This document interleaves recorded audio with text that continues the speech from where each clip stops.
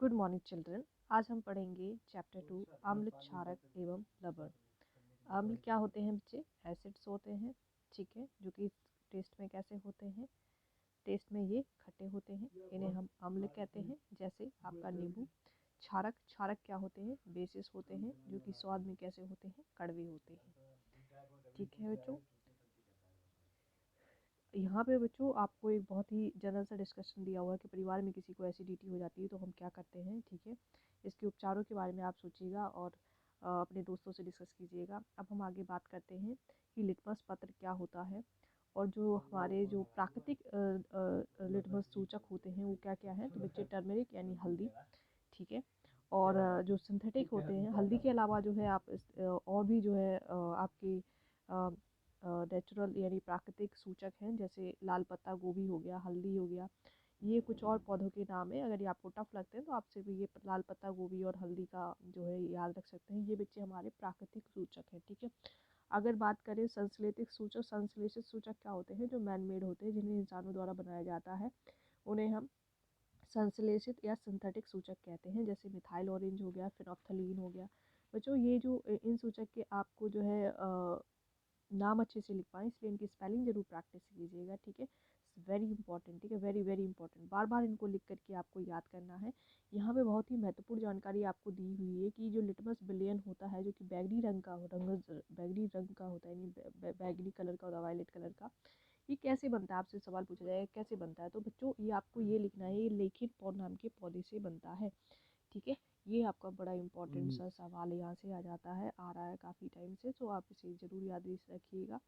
चलिए अब आगे बढ़ते हैं। आपको बेटा बहुत ही अच्छा सा प्रश्न दिया हुआ है यहाँ पे आपसे बोला आपके पास 3 परख नलियाँ हैं, ठीक है, और एक जो है अम्लीय है यानी एसिडिक है, एक जो है क्षारीय यानी बेसिक है, और एक कैसी है? न्यूट्रल है, यानी उसमें किसी भी तरीके का एसिड बेस का कुछ भी लेना देना नहीं है।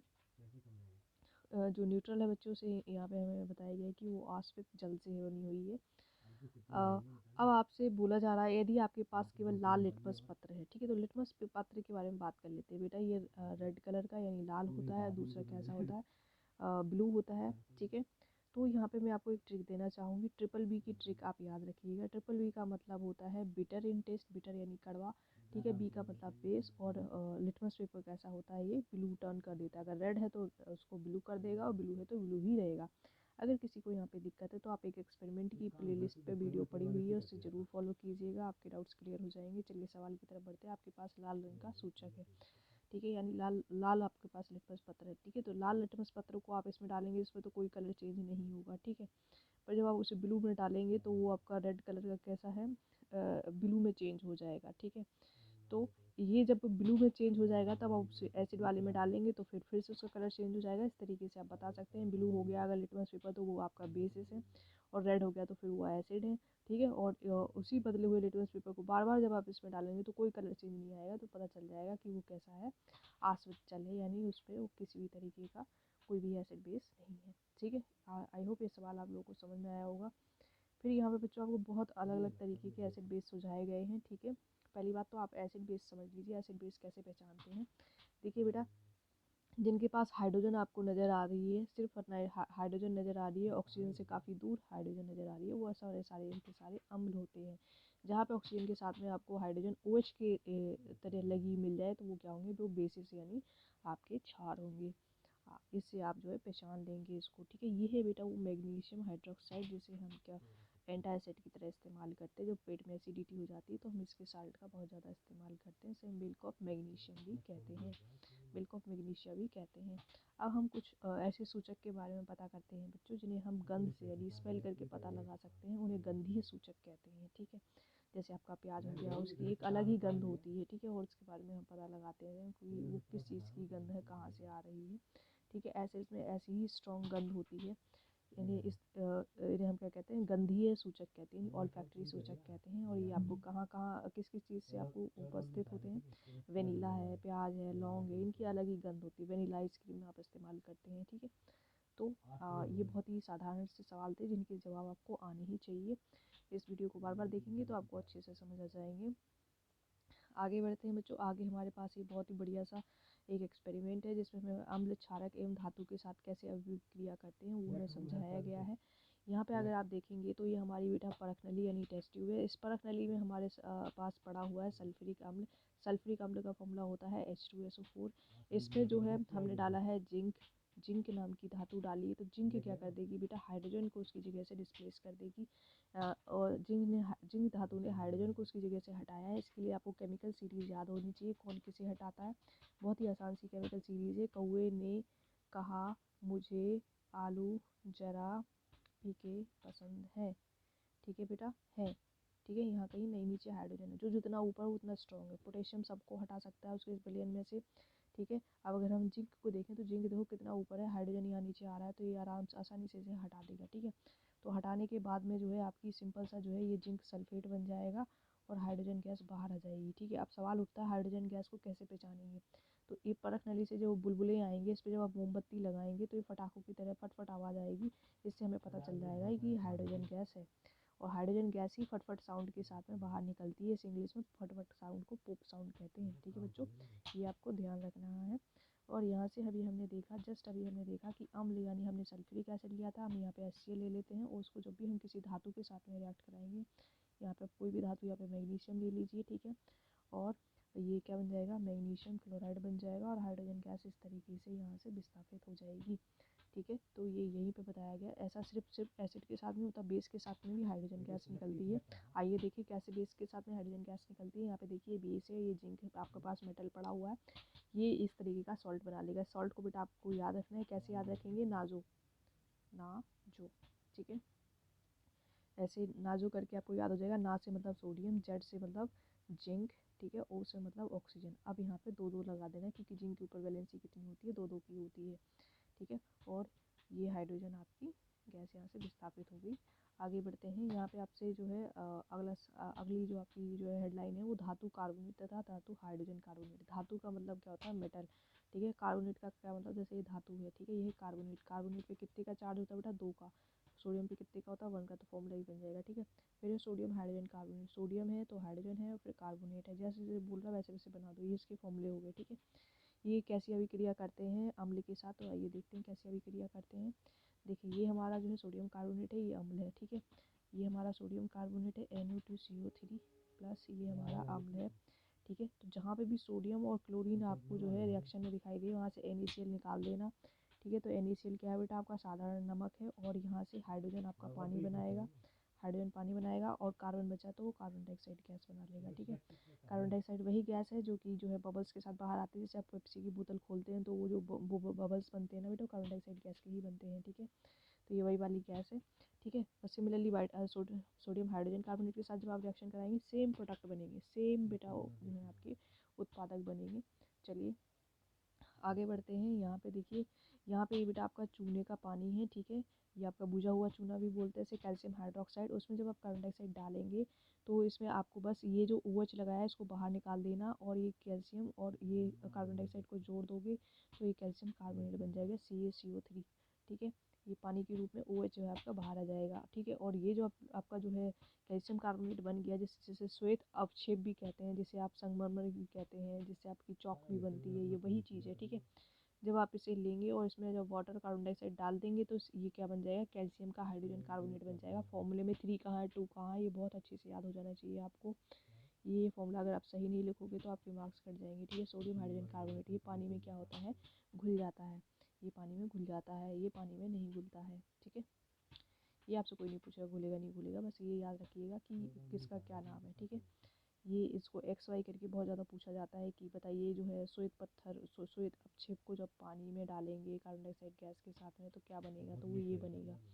ठीक है, तो चूना पत्थर जो है आपका लाइमस्टोन कहलाता है और खड़िया से चौक और संगमरमर मार्बल सब एक ही ये तीनों बेटा, लाइमस्टोन, चौक, संग मार्बल, सबका एक ही फॉर्मूला है, ये कैल्शियम कार्बोनेट। ठीक है, बहुत आसानी से आप इसे याद कर लेंगे। ठीक है बच्चों, आगे बढ़ते हैं। अम्ल एवं क्षार परस्पर कैसे अभिक्रिया करते हैं। ठीक है, तो ये आपस में कैसी अभिक्रिया करते हैं, तो बेटा ये लवण बना देते हैं। जब भी हम अम्ल यानी देखो बेटा, यहाँ फिर से सोडियम दिख गया, क्लोरीन दिख गया, तो यहाँ से NaCl निकाल दो, बचा क्या, OH और H।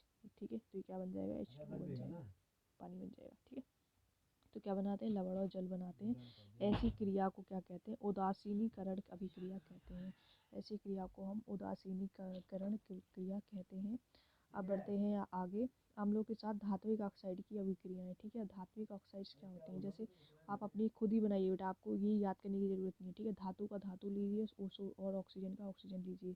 सोडियम पे कितना बेटा चार्ज होता है, कितने इस पे जो है चार्ज होता है, तो इस पे सोडियम पे 1 होता है, या इसकी वैलेंसी समझ लीजिए। इसकी जो संयोजकता है सोडियम की कितनी होती है, 1 होती है। ऑक्सीजन की कितनी होती है, 2 होती है, ठीक है। बस अपना फॉर्मूला बना दीजिए, ये बन गया आपका Na2O, सोडियम की ऑक्साइड बन गई, ठीक है। फिर इसमें लिखा है अम्ल। अम्ल आपको पता ही है HCl अम्ल होता है, सल्फ्यूरिक एसिड अम्ल होता है। फिर से आपको सोडियम और जो है क्लोरीन दिख गया, तो फिर से इसका NaCl बना दीजिए, ठीक है।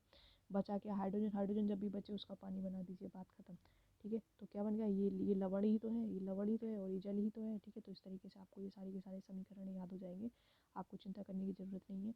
एक बात ध्यान रखिए, आपकी जो पीरियोडिक टेबल है, आवर्त सारणी है, उसमें ये सारी की सारी क्या होती है, सारी धातु होती हैं, ठीक है। ये सारी की सारी धातु होती हैं, ठीक है। और यहाँ पे सारी की सारी क्या होती हैं, अधातु होती हैं। आमतौर पे देखा जाए तो अधातु होती है बाला, जबकि यहाँ पे मेटलॉइड्स आपके नॉन मेटलॉइड्स मेटल्स सब कुछ होते हैं, लेकिन ज़्यादातर अधातुएँ होती हैं यहाँ पे, ठीक है। गैसेस होती हैं आपकी, ये भी सारी सारी आपकी धातु होती है, लेकिन ये कमज़ोर धातु होती है इससे कंपेरिजन में। आपकी पीरियोडिक टेबल कुछ इस तरीके से नज़र आती है, ठीक है। तो सोडियम यहाँ से आया है। सोडियम की ऑक्साइड कैसी होगी बेटा, क्षारीय होगी, ठीक है। कैसी होगी, क्षारीय होगी, क्योंकि धातु क्या होती है, क्षारीय क्षारीय क्षारीय जो है उसकी होती हैं, क्षारीय अपनी ऑक्साइड बनाती हैं, ठीक है। ये आपको ध्यान रखना है, ठीक है। और आपसे अधातु का पूछा जाए तो वो अम्लीय बनाती हैं। बस यहाँ पे यही डिस्कस किया गया इस पूरे पैराग्राफ में, तो आपको उसको जो है पढ़ लीजिएगा, आपको समझ आ जाएगा। आपसे सवाल पूछा जा रहा है पीतल और तांबे। देखिए पीतल और तांबे को इंग्लिश में क्या कहते हैं, ब्रास कहते हैं, और ये किससे बना होता है, कॉपर प्लस जिंक से बना होता है, ठीक है। इसमें हम कह रहे हैं हम दही के बर्तन दही के खट्टे पदार्थ को नहीं रखना चाहते, क्योंकि दही में क्या होता है बेटा, अम्ल होता है, दही में अम्ल होता है। अभी अभी आपने पढ़ा था, अम्ल जो होता है HCl वाली आपने जो है अभी रिएक्शन देखी थी, जब अम्ल जो है धातु में आएगा तो क्या बन जाएगा, लवण बन जाएगा और हाइड्रोजन गैस निकल जाएगी, ठीक है। इसकी वजह से क्या हो जाएगा, जो भी आपने पदार्थ रखा है उसकी जो जो उसका पदार्थ है वो ख़राब हो जाएगा, वो खाने लायक नहीं रहेगा, या फिर वो जो है पॉइजनस हो जाएगा, ठीक है। तो इस तरीके से आप सवाल आसानी से कर सकते हैं। धातु के साथ अम्ल की अभिक्रिया होने पर सामान्यतः कौन सी गैस निकलती है, तो अभी आप समझ चुके हैं, हाइड्रोजन गैस निकलती है। कैसे बताएंगे हाइड्रोजन गैस निकली है, जब आप उसके मुँह पर मोमबत्ती रखेंगे तो वहाँ पे कैसे फटफट का साउंड आएगा, तो हमें पता चल जाएगा कि वो क्या है, हाइड्रोजन गैस है। कोई धातु ये है, ये तनु अम्ल हाइड्रोक्लोराइड, ये जो है वो तनु हाइड्रोक्लोरिक एसिड के साथ अभिक्रिया करती है और बुदबुदाहट उत्पन्न होती है, ठीक है। इसमें उत्पन्न होने वाली गैस, देखिए बुदबुदाहट वाली गैस तो कौन है, कार्बन डाइऑक्साइड गैस है, पहली बात तो यही होगी, ठीक है। इसमें उत्पन्न जलती मोमबत्ती को बुझा देती है, और ये ऐसी गैस है जो है आग को बुझा देती है, इसलिए इसे फायर एक्सटिंग्विशर में भी इस्तेमाल करते हैं। यदि उत्पन्न यौगिकों में एक कैल्शियम क्लोराइड है, तो ये इसमें से जो है एक बनने वाली चीज़ कैल्शियम क्लोराइड है, तो अभिक्रिया के संतुलित आपको जो है संतुलित रासायनिक समीकरण लिखना है। तो यहाँ पे क्या होगा, डेफिनेटली यहाँ पे क्या होगा, कैल्शियम कार्बोनेट होगा। ये हमारा क्या है, कैल्शियम कार्बोनेट है। अब हमें इसे बैलेंस कर लेना है। देखो बैलेंस करना कोई बड़ी चीज़ नहीं है, बहुत ही आसान सी चीज़ है। अभी आप ध्यान से देखो, कैल्शियम यहाँ पे 1 है, कैल्शियम यहाँ पे 1 है, ठीक है। क्लोरीन यहाँ पे 2 है, तो यहाँ पे 2 लगा दीजिए, ठीक है। और मैंने कहा था चलो ये तो हाइड्रोजन यहाँ पे है, तो यहाँ का इस पे पानी भी बना दीजिए, ठीक है। तो हाइड्रोजन भी 2 हो गई है, और ऑक्सीजन कितनी थी, यहाँ पे 3 थी, ठीक है।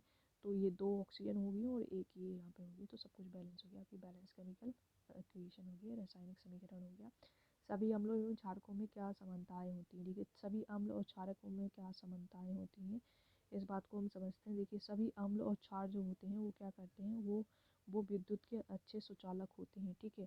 जब भी आप किसी अम्ल को पानी में डाल देंगे, बेटा, पानी क्या होता है, H2O, तो H प्लस और ये Cl माइनस में टूट जाते हैं, ठीक है। वैसे ही जब आप बेस को जो है किसी जो है क्षार को जो है, जैसे सोडियम हाइड्रोक्साइड हो गया, इसको जब आप पानी में डाल देंगे तो ये भी जो है आपके आयंस में टूट जाते हैं इस तरीके से, और क्या करते हैं, ये जो है विद्युत धारा का प्रवाह अच्छी तरीके से कर देते हैं। जलीय विलयन में अम्ल और क्षार, अच्छा यहाँ पे एक और क्वेश्चन इंपॉर्टेंट बनता है, ये हाँ, जो है ये आपको बताया गया एक्सपेरिमेंट, इसको आप देखेंगे तो जब भी आप इसमें ये अम्ल डालेंगे तो इसमें से जो है क्या है, विद्युत धारा का जो है उत्पन्न हो जाएगी, ठीक है। तो वो क्या करते हैं, विद्युत धारा के अच्छे जो है सुचालक होते हैं।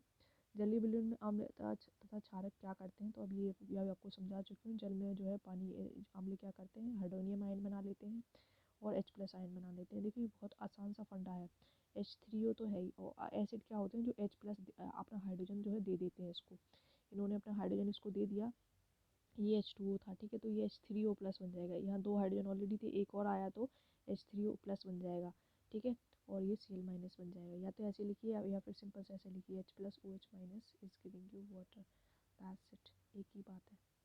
फिर इसके बाद में देखिए यहाँ पे आपको बताया गया है कि घुलनशील क्षारक को क्षार कहते हैं, ठीक है, तो क्षार किसे कहते हैं, जो घुलनशील हो, ठीक है, उन्हीं को क्षार कहते हैं, और इंग्लिश में इनको क्या कहते हैं, हम अल्कली कहते हैं, ठीक है। ऐसे ऐसे क्षारक देखिए, क्षारक क्या होते हैं, आम चीज़ को क्षारक बोलते हैं, लेकिन क्षार किसे कहते हैं, जो क्या हो, पानी में घुलनशील हो। ऐसे उदाहरण क्या है, sodium hydroxide, potassium hydroxide, magnesium hydroxide, ये ऐसे क्षार हैं जो पानी में घुल जाते हैं और आयंस में टूट जाते हैं, इसलिए घुल जाते हैं, ठीक है, लेकिन बाकी सभी सभी क्षारक जो है घुलनशील नहीं होते हैं, ठीक है।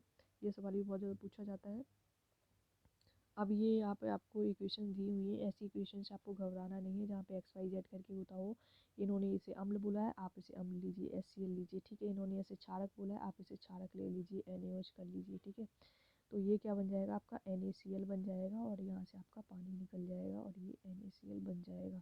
NaCl क्या है, क्षारक है, ठीक है। अब यहाँ पे आपको कुछ सिग्नल्स दिए गए हैं कि अगर आप अम्ल जो है, स्ट्रॉन्ग जो अम्ल होते हैं, अगर उनका हाथ पे या पे की स्किन पे पड़ जाए तो वहाँ पे इस तरीके से गड्ढे हो जाते हैं, यानी वो स्किन को खा जाते हैं, ठीक है, तो वो बहुत ज़्यादा खतरनाक होते हैं, उनसे हमें बचाव के लिए बचाव रखना चाहिए। अब हम जो है एक इम्पॉर्टेंट सवाल के बारे में बात कर लेते हैं। बच्चों, आपसे सवाल पूछा जाता है कि आपको जो है अम्ल में पानी डालना चाहिए या पानी में अम्ल डालना चाहिए, ठीक है, तो क्या बेहतर रहेगा। तो बच्चे, इसका सही जवाब ये है कि हमें जो है अम्ल में हमें हमें जो है पानी में अम्ल डालना चाहिए, पानी में अम्ल डालना चाहिए। ऐसा क्यों, क्योंकि अम्ल जो होते हैं जब पानी में डालते हैं तो वो डाइल्यूट सोल्यूशन बनाते हैं। डाइल्यूट का मतलब क्या होता है, तनुकरण सोल्यूशन बनाते हैं, जिसमें क्या होता है, ये बिल्कुल ऐसे समझिए बेटा, ये पानी को पानी ही समझिए, अम्ल को यहाँ पे चीनी समझ लीजिए, ठीक है, अम्ल को यहाँ पे आप चीनी समझ लीजिए। जब आप चीनी पानी में डालते हैं, चीनी को पानी में डालते हैं, थोड़ी सी चीनी डाली तो वो घुल जाती है आसानी से, कोई दिक्कत नहीं होती है, और पानी जो है ज़्यादा मीठा भी नहीं होता। आपने 2 कण डाले चीनी के, ज़्यादा मीठा नहीं होता, ठीक है, लेकिन ये पूरी की पूरी चीनी भरी हुई है यहाँ पे, ठीक है, और आप यहाँ पे ऊपर से जो है 1-2 पानी की ड्रॉप डाले तो बहुत ही ज़्यादा क्या है, अत्यंत मीठा है। अब अपने सवाल पर दोबारा लौटते हैं। ये पानी है, इसमें आपने अम्ल 1-2 बूंद डाली, कोई फ़र्क नहीं पड़ता, ठीक है, लेकिन ये अम्ल है और इसमें आपने पानी की 1-2 बूंद डाल दी, तो ये कैसे हो जाएगा, ये पानी के साथ में बहुत ही जो है क्या बोलते हैं उसे, ज्वलनशील जो है अभिक्रिया करता है, जिसकी वजह से ये जो आपका बीकर है पूरा का पूरा गर्म हो जाएगा, और ये रिएक्शन कैसी हो जाएगी, एक्सोथर्मिक रिएक्शन हो जाएगी, जिससे आग वाग लगने का डर रहता है। इसलिए हम इसको कभी भी प्रेफर नहीं करते हैं कि हम जो है एसिड में पानी डालें, ठीक है, हम हमेशा पानी में ही अम्ल डालते हैं। आई होप आप लोगों को ये बात समझ में आई होगी। ये क्वेश्चन बहुत आता है एग्जाम में, ये सारे सवाल कीजिएगा, आपसे बहुत अच्छे से हो जाएंगे। यहाँ पे दिया गया है कि HCl और नाइट्रिक एसिड ये जो है जल में अभिलक्षण करके अम्लीय जो है गुण को बताते हैं, जबकि अल्कोहल ग्लूकोज ऐसा नहीं करते हैं, ठीक है, क्योंकि अल्कोहल ग्लूकोज क्या होते हैं, बहुत ही वीक इलेक्ट्रोलाइट होते हैं, ये बहुत ही कमज़ोर होते हैं, ये पानी में जो है ये आयंस में ब्रेक नहीं होते हैं, ठीक है, इसलिए जो क्या है ये जो है जो विद्युत का जो गुण है वो ये नहीं दिखाते हैं। अम्ल का जलीय विलयन क्यों विद्युत का चालन करता है, क्योंकि अम्ल जैसे ही पानी में डालते हैं तो कैसे हो जाते हैं, H+ आयंस दे देते हैं, H+ आयंस क्या करते हैं, विद्युत का सुचालन करते हैं। ऐसे ही बेस में भी OH- आयन ही काम करते हैं, ठीक है, याद रखिएगा। देखिए, शुष्क है, शुष्क हाइड्रोक्लोरिक गैस शुष्क लिटमस पत्र को रंग क्यों नहीं देती। देखिए, जब भी कोई रंग बदलता है तो मीडियम में बदलता है, ठीक है, अब वहाँ पे मीडियम है ही नहीं, वहाँ माध्यम है ही नहीं, पानी है ही नहीं, ठीक है। मेरी आवाज़ आप तक आ रही है, क्यों, क्योंकि मेरे जो आवाज़ है वो हवा के माध्यम से जो है यहाँ पे रिकॉर्ड हो रही है, ठीक है, अगर यहाँ पे हवा ना हो तो मेरी आवाज़ रिकॉर्ड ही नहीं होगी, यानी हमें साउंड को यानी ध्वनि को चलने के लिए क्या है, माध्यम की आवश्यकता होती है। उसी तरीके से आपको अम्ल और क्षारक को अपना रंग दिखाने के लिए क्या होती है, माध्यम यानी पानी की आवश्यकता होती है। ये शुष्क है इसलिए यहाँ पे कोई रंग नहीं दिखाई देगा। अम्ल को तनुकृत करते समय यह क्यों अनुशंसित करते हैं कि अम्ल को जल में मिलाना चाहिए, ना कि जल में, ये मैं भी आपको बता चुकी हूँ, ठीक है। इस क्वेश्चन को बहुत ज़्यादा आता है, तो ध्यान रखना है कि वो रिएक्शन कैसी हो जाती है, वो अभिक्रिया कैसी हो जाती है, अत्यंत ज्वलनशील हो जाती है, इसलिए उससे बचने के लिए क्या करना पड़ता है, हमें हमें हमेशा जल में अम्ल को मिलाना चाहिए।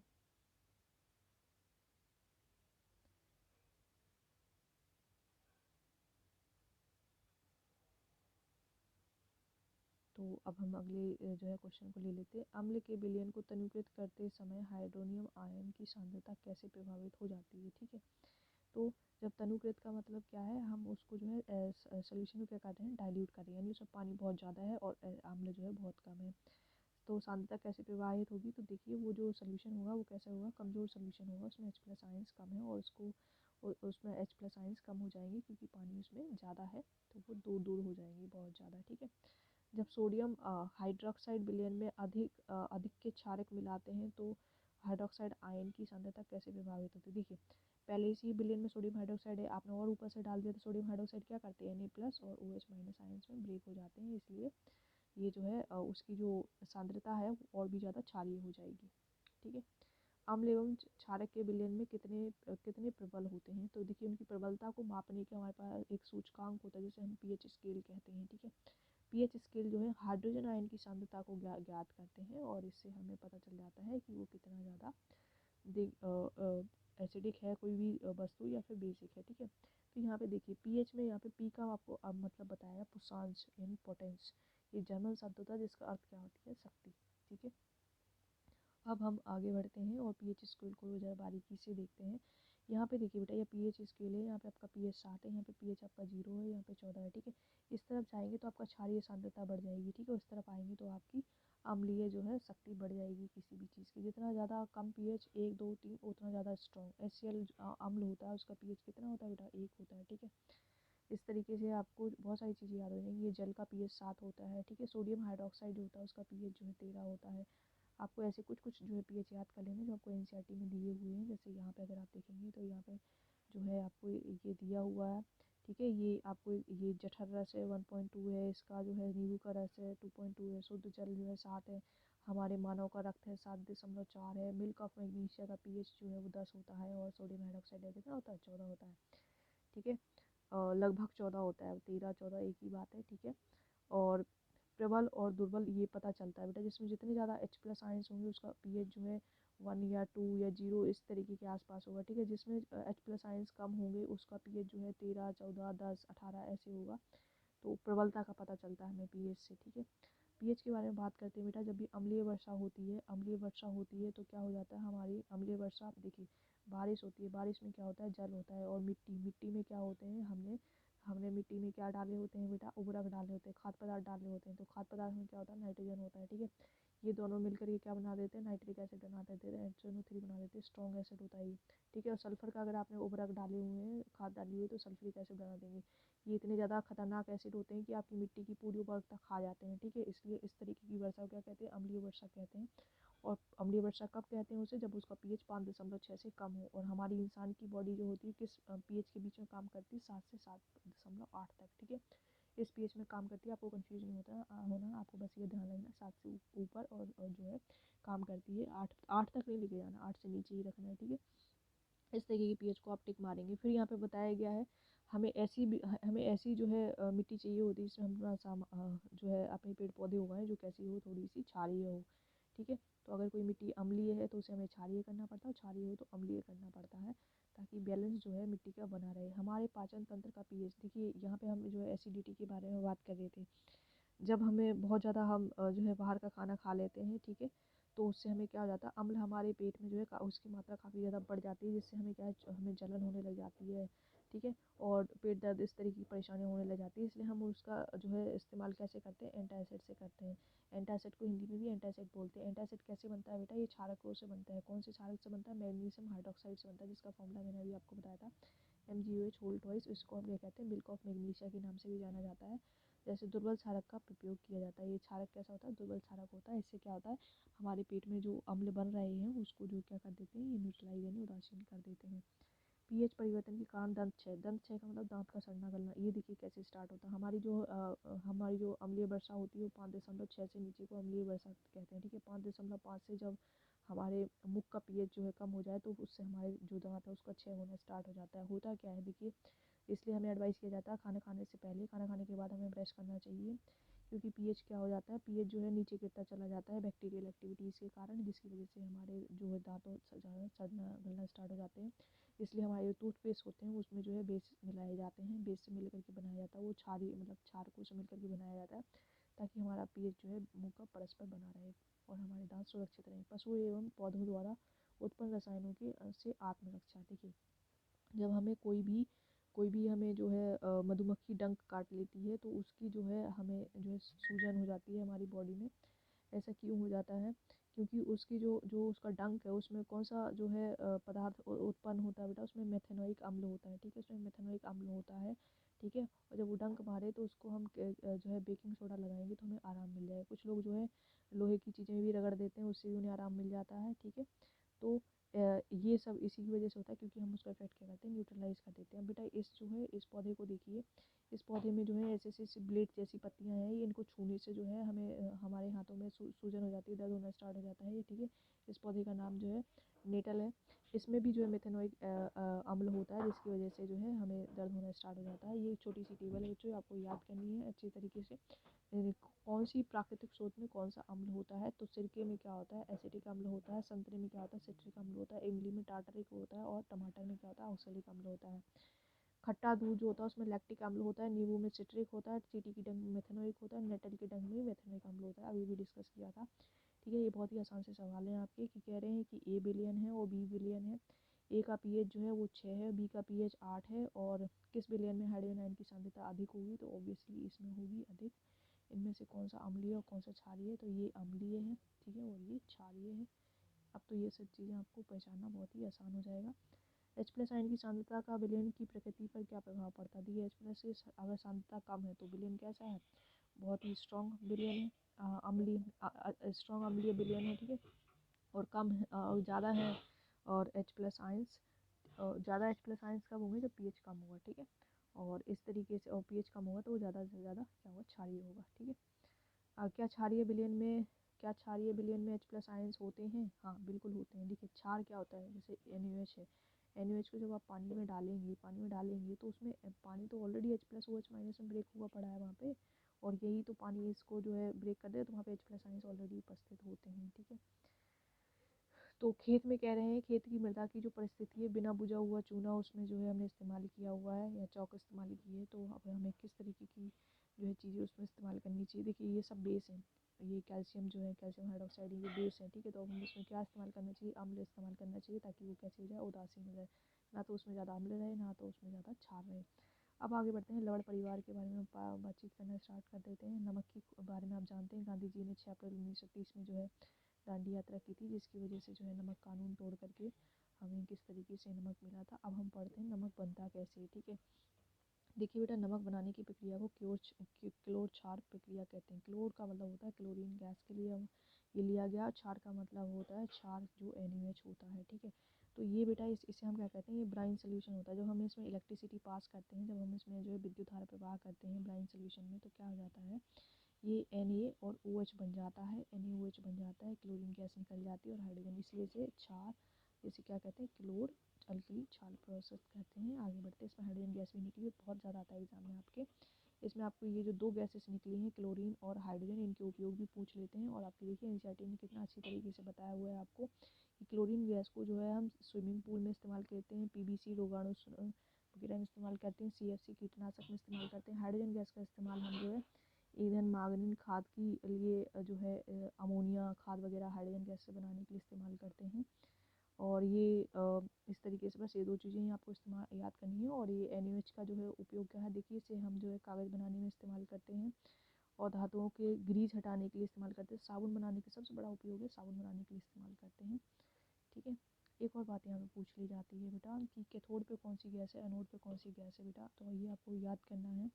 ठीक है, और कैथोड एनोड चलो अभी इतना तो नहीं पूछेंगे, आपको फिर कभी आगे लेसन में पढ़ाएंगे तो बताएंगे। बेरंजक चूर्ण के बारे में बात कर देते हैं बेटा, वेरी इंपॉर्टेंट। कैल्शियम ऑक्सीक्लोराइड को क्या कहते हैं, बेरंजक चूर्ण कहते हैं। जो आपके कपड़े वस्त्र उद्योग नहीं होता उसको, उसमें ये बहुत ज़्यादा इस्तेमाल किया जाता है, और ये कई सारे रासायनिक बनाने में इस्तेमाल किया जाता है। पीने के पानी में जो मुक्त करने के लिए किया जाता है इसका उपयोग। ब्लीचिंग पाउडर कहते हैं इसे इंग्लिश में, और हिंदी में बेरंजक चूर्ण कहते हैं। देखते हैं इसे कैसे बनाते हैं। ये है कैल्शियम हाइड्रोक्साइड हमारा, और इसमें हमने डाल दी क्लोरीन गैस, तो ये क्या बना देगा, कैल्शियम जो है बेटा, इसमें ये ऑक्सीजन भी बरकरार रहेगी और Cl भी लगेगा बेस पे 2। ठीक है, और ये वाटर बन के निकल जाएगा, ये आपको याद करनी है। ठीक है, और ब्रिंजक चूर्ण से आपका इसका जो है रासायनिक नाम भी पूछा जा सकता है और फॉर्मूला भी, तो याद रखिएगा इसको, ठीक है। बेकिंग सोडा के बारे में बात करते हैं। बेकिंग सोडा बेटा, हाँ ये वही सोडा है जो आपका, जिससे आपके पकौड़े, आपके जो है केक जो है सॉफ्ट रहते हैं, फ्लफ़ी रहते हैं। पता करते हैं कैसे बनाते हैं, ठीक है। देखिए बिल्कुल वैसे ही बहुत ही आसान है, जैसे अभी तक आपने जो है साधारण नमक बनाया था, ठीक है, ब्राउन सोल्यूशन से, वैसे ही इसको भी बना रहे हैं। हम सबसे पहले साधारण नमक लेंगे, पानी लेंगे, कार्बन डाइऑक्साइड गैस लेंगे और अमोनिया लेंगे। इससे अमोनियम क्लोराइड और सोडियम हाइड्रोजन कार्बोनेट बन जाएगा।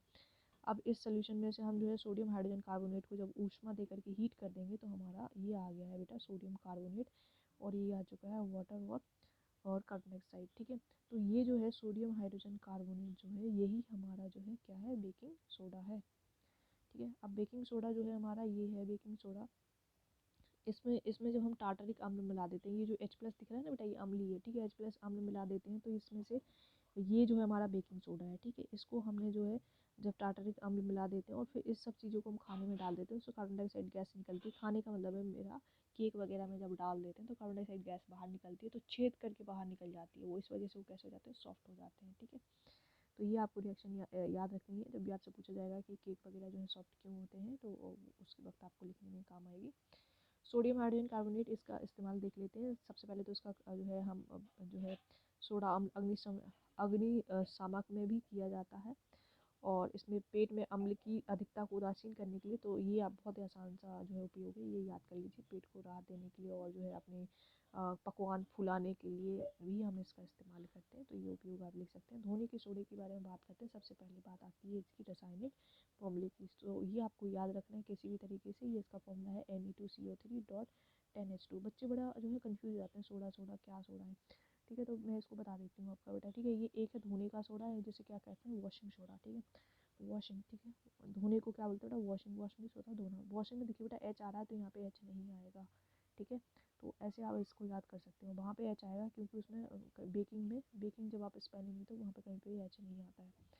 तो ये है, अब हम इसका उपयोग देख लेते हैं। ये भी बेटा साबुन में बहुत ज़्यादा उपयोग किया जाता है, ठीक है, और इसे घरों की सफाई के लिए इस्तेमाल किया जाता है। ऑब्वियस सी बात है, साबुन लगे, ये वॉशिंग जो है सोडा, तो साफ सफाई काम में आएगा। क्रिस्टल वास्तव में शुष्क होते हैं, ठीक है। तो क्रिस्टल वास्तव में जो है शुष्क होते हैं, इस बात को हम पता करते हैं। देखिए जो कॉपर सल्फेट होता है .5H2O, ठीक है। जब हम इसको बेटा हीट कर देते हैं, इस तरीके से हम हीट कर देते हैं, तो इसका जो ब्लू रंग है वो उड़ जाता है, क्योंकि उसमें जितना पानी था वो उड़ गया भाप बन के, ठीक है। तो यही है, बता रहा है कि जो है क्रिस्टल शुष्क होते हैं। यहाँ पे आपको वॉशिंग सोडा को हीट करोगे तो 10 वाटर मॉलिक्यूल्स उड़ जाएंगे, कॉपर सल्फेट के 5 वाटर मॉलिक्यूल्स उड़ जाएंगे। ये जिप्सम है, जिप्सम के 2 वाटर मॉलिक्यूल्स उड़ जाएंगे, और ये जो सॉल्ट है कैसे हो जाएंगे, बिल्कुल कलरलेस हो जाएंगे, इनमें कोई रंग नहीं रहेगा। प्लास्टर ऑफ पेरिस के बारे में बात कर लेते हैं बेटा। ये प्लास्टर ऑफ पेरिस का फॉर्मूला, बच्चे बड़े कंफ्यूज हो जाते हैं, 2 कहाँ देना, 1 कहाँ देना, इसको बड़े अच्छे से ध्यान रखना है, इक्वेशन भी याद रखनी है, ठीक है। ये वही प्लास्टर ऑफ पेरिस है, जब आपके हाथ पाँव टूट जाते हैं तो डॉक्टर इसको आपके हाथों में लगा देते हैं, जहाँ पे भी जो चोट लगी है, जिससे आपका जो है हड्डी कहती है स्थिर हो जाती है और पुनः से जुड़ जाती है, ठीक है।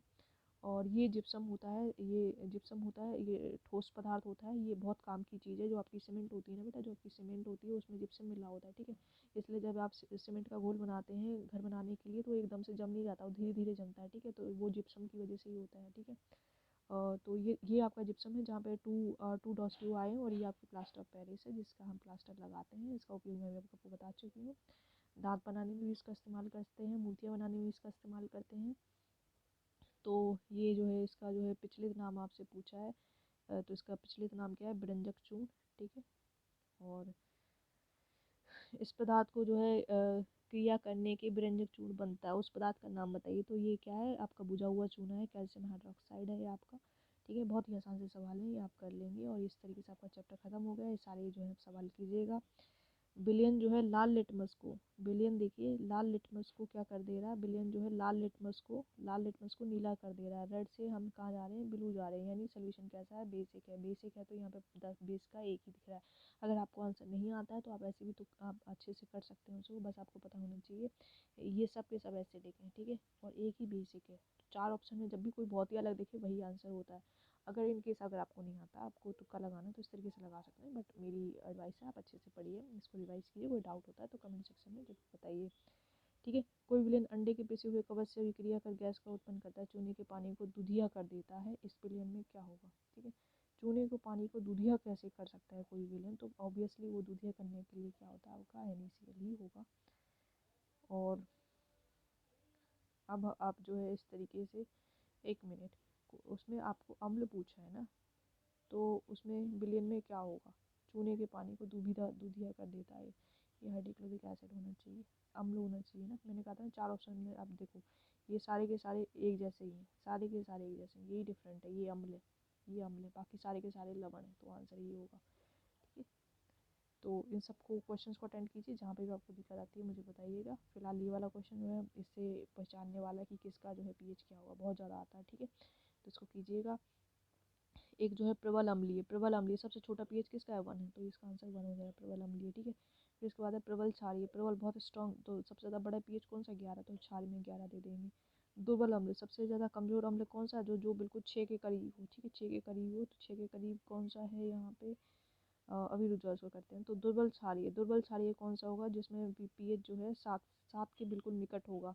ठीक है, तो 9 ले लीजिए, दुर्बल क्षारीय हो जाएगा। और दुर्बल अम्लीय कौन सा हो जाएगा, दुर्बल अम्लीय फिर बचा हुआ क्या हो जाएगा आपका, जो है 4 ले लेते हैं, अम्लीय तो होना चाहिए ना। तो इस तरीके से आप पीएच जो है इसको लगा दोगे। सारे क्वेश्चंस कीजिए आप, और कहीं पे भी डाउट आता है तो आप पूछ सकते हैं। टिल देन आप बताइएगा चैप्टर किस तरीके से आपको अच्छा लगा, या फिर क्या इसमें जो है और समझने की ज़रूरत थी आपको। Till then take care and good bye.